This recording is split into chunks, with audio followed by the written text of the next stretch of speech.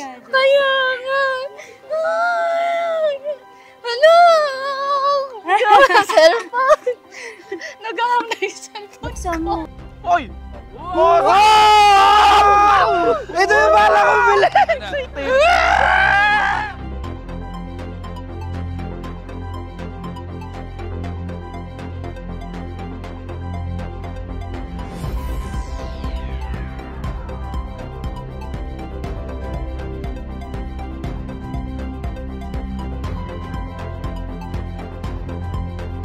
Thank you, Jay, sa gift! Ayan, tinirahin na namin kagad, oh!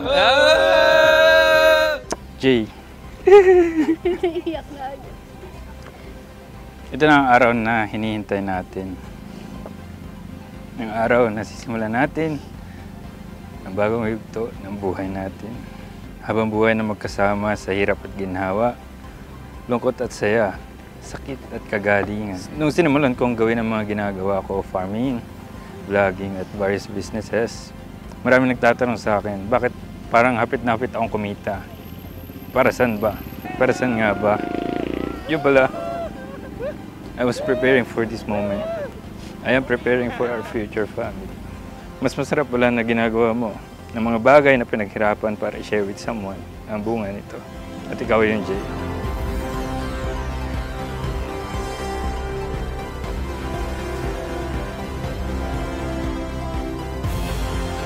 Tandaan ninyo, hindi lang pagmamahal yung makakasalamuhan nyo sa inyong buhay pag-aasawa. Tandaan ninyo, walang perpektong tao sa mundo. Perpektong pangalan meron, pero walang perpektong tao, walang perpektong pamilya, walang perpektong pagsasama.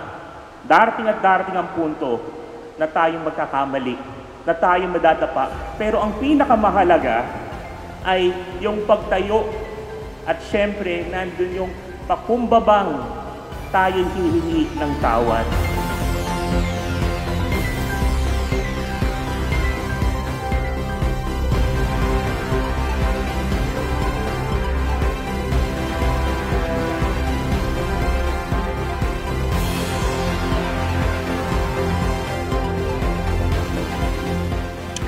Jay, you gave my heart a home. As a woman in a world where I needed to be strong and independent. English. In the nature of my work, where I need to always be on the alert, you are my safe place, where I can let my guard down.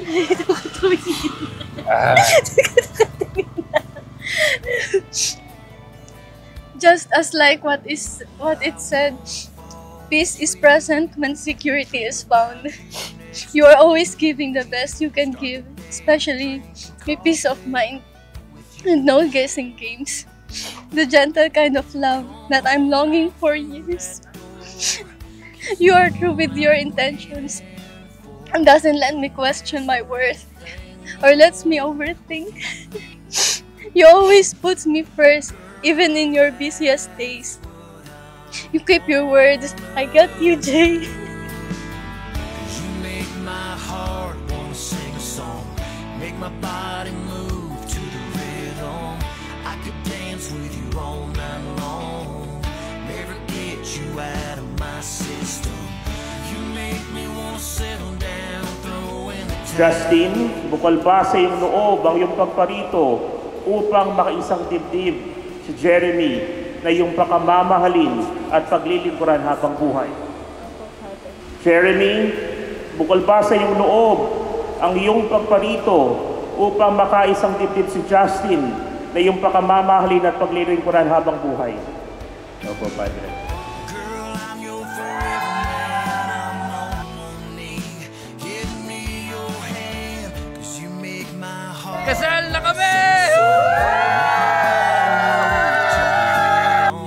I could dance with you all night long, girl.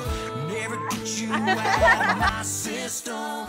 You make me wanna settle down, throw in the towel, pull myself out of the game. Di rin ako magsasawa na sabihan ka na you are so beautiful. Kahit kagigising mo, hanggang sa pagtulog. Excited na ako sa magiging pamilya natin, sa magiging dalawang anak natin, sa magiging sariling bahay, at mas malawak na just one step at a time, together. I love you. I will take care of you. I will protect our love and relationship.